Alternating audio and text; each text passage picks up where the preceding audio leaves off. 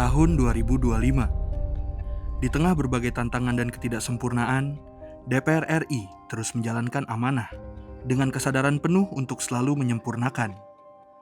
Bersama seluruh rakyat, kita mengarungi 1 tahun perjalanan DPR RI.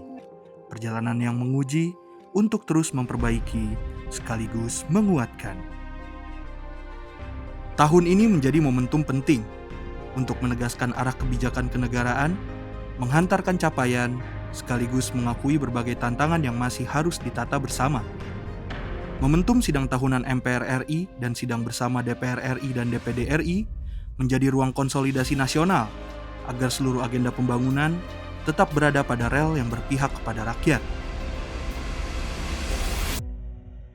Fungsi legislasi Dewan Perwakilan Rakyat berjalan dengan menghasilkan beberapa keputusan signifikan. Sejumlah undang-undang strategis berhasil disahkan, memberikan arah baru yang relevan dan sesuai dengan berbagai sektor kehidupan bangsa. UU Minerba, undang-undang pertama yang disahkan pada tahun 2025 adalah Undang-Undang Pertambangan Mineral dan Batubara.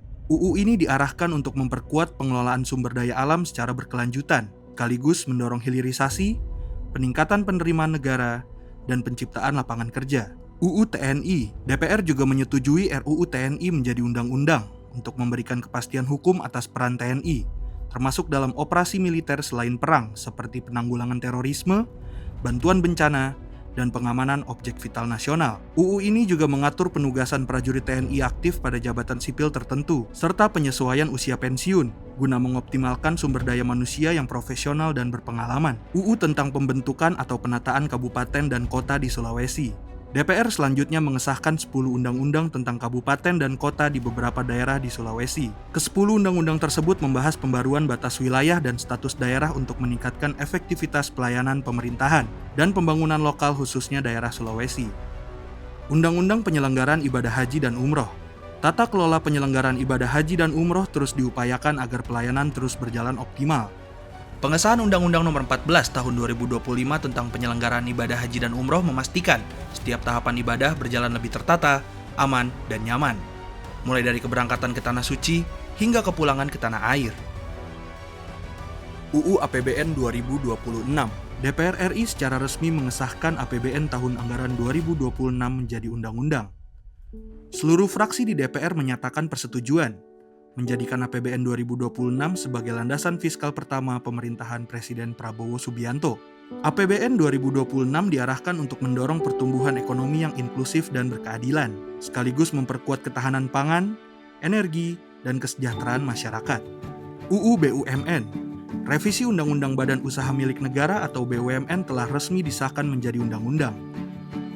Perubahannya cukup menguatkan kelembagaan melalui pembentukan BPBUMN, penegasan larangan rangkap jabatan, serta penguatan prinsip transparansi, akuntabilitas, dan pengawasan, guna memastikan BUMN dikelola lebih profesional dan berdaya saing bagi perekonomian nasional. UU Kepariwisataan. Pengesahan Undang-Undang Nomor 18 Tahun 2025 tentang kepariwisataan menjadi arah baru pembangunan pariwisata nasional, menegaskan pergeseran menuju ekosistem pariwisata yang berkualitas, berkelanjutan, dan berdaya saing global. Dengan regulasi yang mendorong penguatan pengelolaan destinasi, promosi berbasis budaya, dan pelibatan aktif masyarakat lokal yang menjadi bagian utama dari pembangunan pariwisata Indonesia. UU Perjanjian Ekstradisi RI Rusia. Pengesahan undang-undang berikutnya memuat perjanjian ekstradisi antara Indonesia dan Rusia yang menegaskan komitmen kedua negara dalam penegakan hukum lintas batas.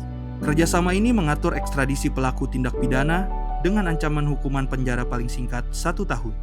Ini mencakup kejahatan serius seperti korupsi, pencucian uang, narkotika, terorisme, dan kejahatan transnasional lainnya, guna mencegah pelaku hukum melarikan diri dari proses peradilan. UU KUHAP. Rancangan Undang-Undang tentang Hukum Acara Pidana atau KUHAP telah disahkan menjadi undang-undang. KUHAP baru yang telah dibahas selama hampir 2 tahun disusun untuk mendampingi berlakunya KUHP nasional mulai 2 Januari 2026.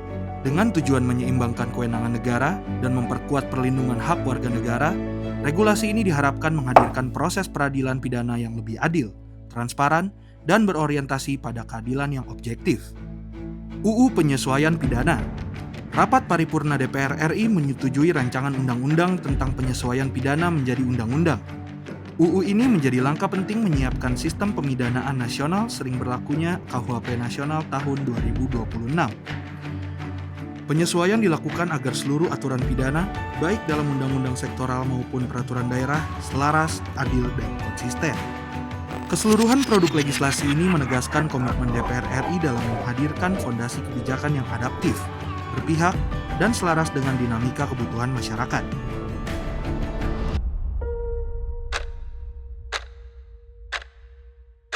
Dalam menjalankan fungsi pengawasan, DPR RI memastikan bahwa setiap kebijakan pemerintah berjalan sesuai mandat dan kebutuhan publik. Komisi 2 DPR RI mengambil langkah tegas dengan membatalkan penundaan CPNS dan P3K, memastikan kepastian hukum dan kejelasan status bagi para pelamar yang telah menunggu.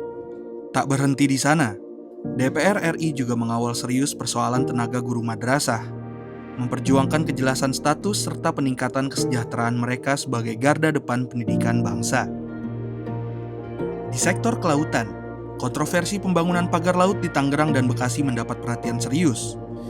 Komisi 4 DPR RI menegaskan bahwa pemanfaatan ruang laut wajib berizin dan setiap pelanggaran harus ditindak tegas demi melindungi hak nelayan dan kepentingan publik atas laut Indonesia.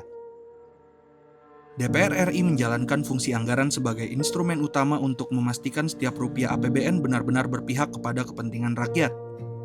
Melalui pembahasan yang ketat dan pengawasan berlapis, DPR memastikan anggaran negara digunakan secara tepat sasaran, transparan, dan akuntabel. Prioritas diberikan kepada sektor-sektor strategis yang berdampak langsung pada kesejahteraan masyarakat. Dengan fungsi anggaran ini, DPR RI menjaga agar pembangunan nasional berjalan adil, berkelanjutan, dan merata.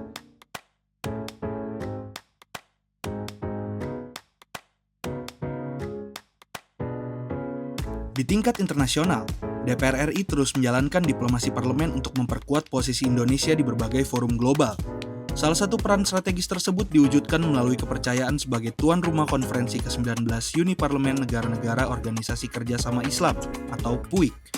Partisipasi aktif dalam P20, kontribusi di PUIK, serta agenda BKSAP lainnya memastikan kepentingan Indonesia tersuarakan di forum internasional.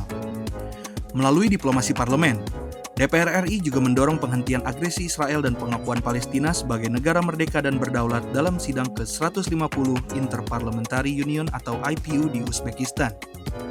Melalui BKSAP, DPR RI terus memperkuat dialog, kerjasama, dan solidaritas internasional untuk meningkatkan peran Indonesia di kancah global. Diplomasi parlemen menjadi wujud bahwa DPR ikut menjaga citra dan kepentingan Indonesia di mata dunia.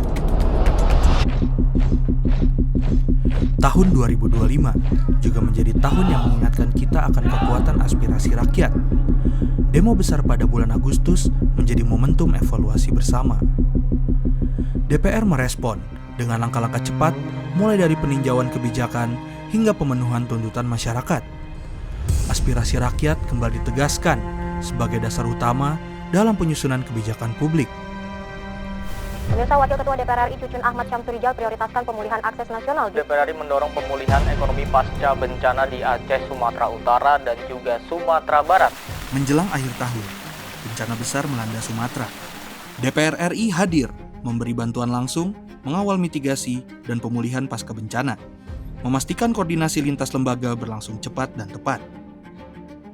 Bantuan langsung disalurkan kepada masyarakat terdampak sebagai wujud kehadiran negara dalam situasi kemanusiaan. Tragedi ini menjadi pengingat bahwa solidaritas dan semangat kolektif adalah kekuatan terbesar yang kita miliki.